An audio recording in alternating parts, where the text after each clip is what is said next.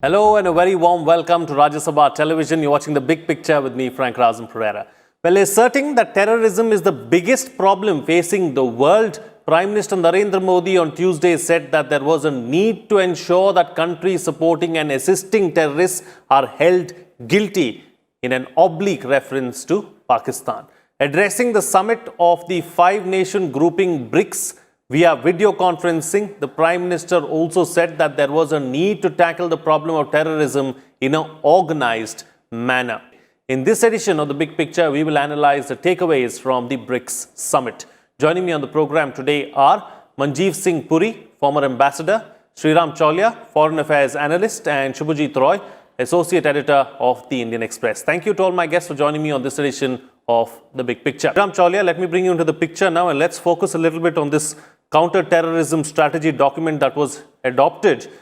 Can this be seen as a major victory for India, considering that, the other countries are not as susceptible to terrorism as India is? Yeah, Frank, especially in a grouping where for Brazil and South Africa, it's somewhat peripheral because they don't face as much of a jihadist challenge in their neighborhood. Although recently in Mozambique, right across the border, there have been some attacks and beheadings and horrific things. But in general, that part of Africa and Latin America, they have different concerns. So primarily, it's the trio of Russia, China, and India which are directly impacted by this menace. And I think they were the ones, and definitely India, like Ambassador mentioned, is the most impacted of all. And therefore, we have been pushing for this. The only thing I would say is that, in summits, the Chinese often agree to these nicely worded statements and, high sounding platitudes about cooperation, intelligence sharing. Even I think the counterterrorism strategy says things like no double standards. Now, that is something that we would want them to really walk the talk, right? Because the way they have coddled Hafiz Saeed and Masood Azhar and all these people over the years, and the way they have provided protection to the Pakistanis. But of course, end of the day, to have them to commit in word, at least on paper, is a good thing and something that we can always raise in subsequent negotiations and engagements with them. Ideally, they have an issue in the Xinjiang region, but they often, blow it out of proportion, make a mountain out of a molehill.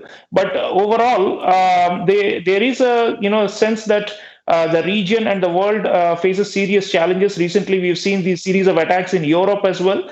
So there is the ISIS ideology, which is probably not controlled by any single state. And which is spreading transnationally. So one of the points in the counterterrorism strategy adopted by BRICS, Frank, was that we should work at the extremism and the radicalism that is fueling this spate of violence and hatred. So there, I think, again, the record speaks. I mean, the way we have done our counterterrorism has been far more humane. The way the Chinese have, locked up more than 1 million people in Xinjiang is barbaric. But nonetheless, and the Russians also often use disproportionate force in their battles in Chechnya and Dagestan and elsewhere. But nonetheless, I think at a level of national security, BRICS has evolved. They have got so many mechanisms now. It's institutionalized, and it's good that the leaders at the level of intelligence agencies and interior ministers and defense ministers, national security advisors, they continue to have engagements. And this builds trust to some extent because there are three pillars in BRICS, they say. One is the economy and trade and all those things. The other is the security. And the third is, they say, culture and people to people. So on security, we do need this. And this is apart from avoiding the territorial expansionism and all that. Even we slipped that into the final document also. I would say it's a minor victory for India, where we said respecting sovereignty and territorial integrity and avoiding aggression is important. Right. And the Chinese go along with it because they don't think they have committed any aggression. But nonetheless, it is there for the record and we can hold it up. And, it's a 5-member grouping and we can use these mechanisms in the future to build upon this, to generate actionable cooperation. Intelligence sharing is good.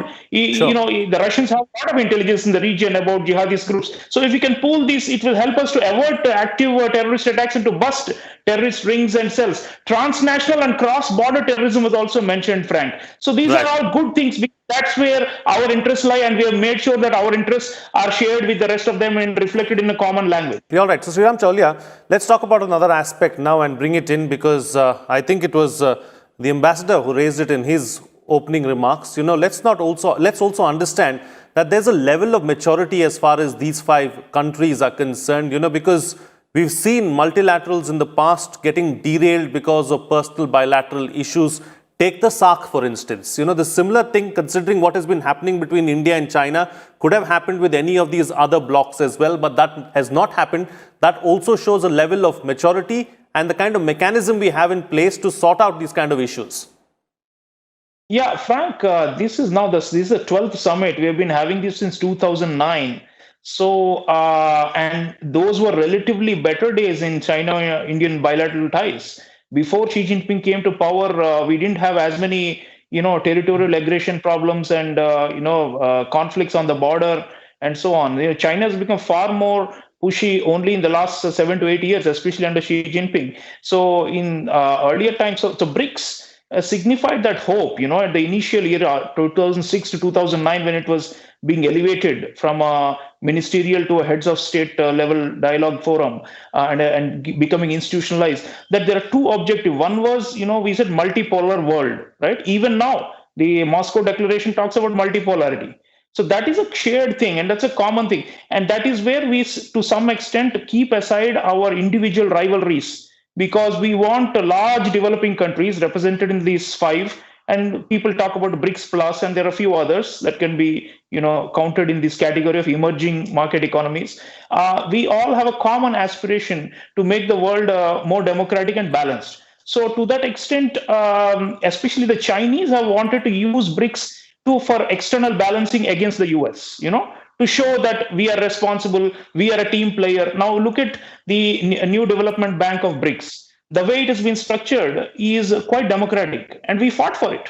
The Chinese initially wanted to turn it into another World Bank type institution where they will call all the shots, and they will have the maximum voting share. It will be headquartered in China. They will, determine the policies and all that. But actually, we and the others, the other three members of BRICS, negotiated hard with them, and so the NDB was structured at the outset in 2015 itself as a level playing field where each country has equal share capital irrespective of the actual GDP size of these countries.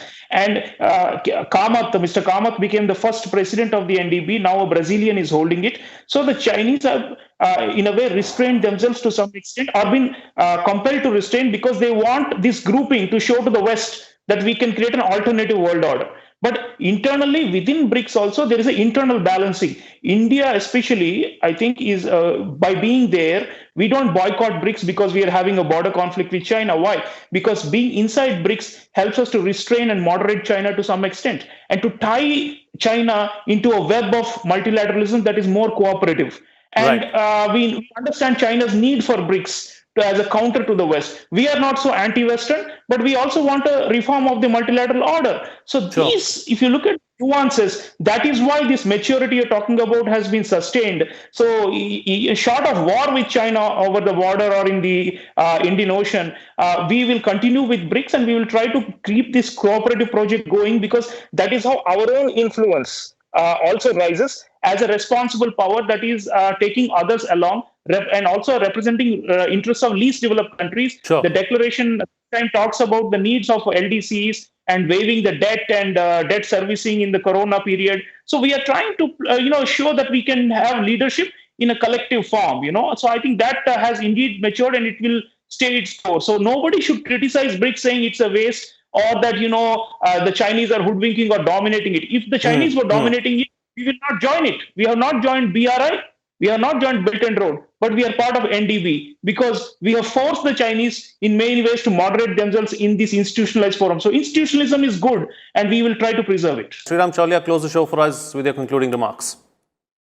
Yeah, the part that we missed was BRICS, intra-BRICS trade. Prime Minister Modi pushed for the target of 500 billion intra-BRICS trade, to come about, and he has proposed mechanisms to reduce, non-tariff barriers and other things. I think that's important because, collectively, BRICS economies are going through a downtime. Due to the pandemic, the GDP of BRICS is projected to fall by 30% this year. Only China is eking out a bare minimum 1% positive growth. All the others are in the red. So we do need to enhance through the BRICS Business Forum and through investment mechanisms and dialogue forums that were created under the BRICS umbrella, how to fast forward growth, because without that, our swagger on the world stage to create a multipolar world, all those will be curtailed. So I think we must pay a lot of attention to improving economic exchanges, equitable exchanges as we would like, not one-way trade, which is swamping our market with dumped products from China. But we want the other three players to also come in to balance out the Chinese. That has always been our game in BRICS, and that's why we are in BRICS. All right. On that note, then, I'll call it a wrap on this edition of The Big Picture. Thank you to all my guests for joining me on the program and putting things into perspective for us.